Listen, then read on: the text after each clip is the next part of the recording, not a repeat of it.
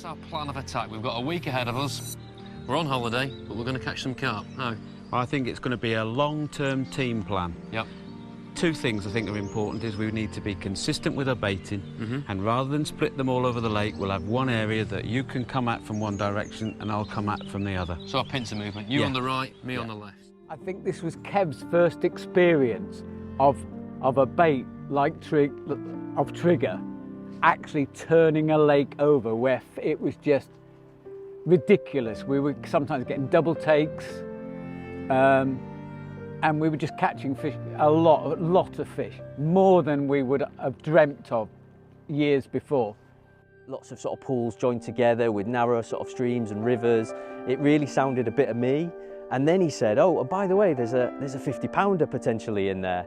And it was at that point where, you know, growing up in Hull, not particularly a hotbed of carp fishing, and there certainly wasn't any 50-pounders near me at that point. There was maybe at best perhaps a couple of low 40-pounders in the whole of sort of the Yorkshire and North Links area at that time. 45.4, 45, it's hovering just above 45. That'll do. 45 pounds, the first fish. Hey! Well done, Bry. Brilliant.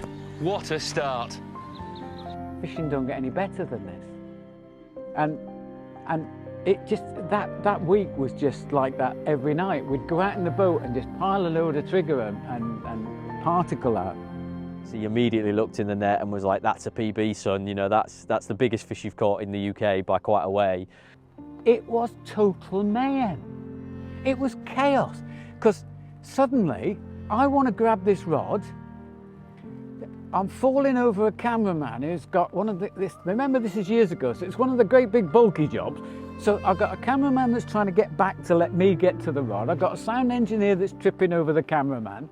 Kevin's sort of like trying to get out of shot and everything else so that I can, for 30 seconds or so, while this one toner's going on, it's like chaos. That was a mistake because suddenly the ball of weed erupted, leapt 3 feet in the air, out of the landing net and disappeared again. Perhaps I didn't know it at the time, but this was the point where everything was coming together. Martin and I arrived on the Commons Lake. We knew the lake reasonably well. We wanted to fish the shallows, which had been consistent for me in the past. We had a good quantity of big fish mix. We had a good quantity of Trigga. Game on.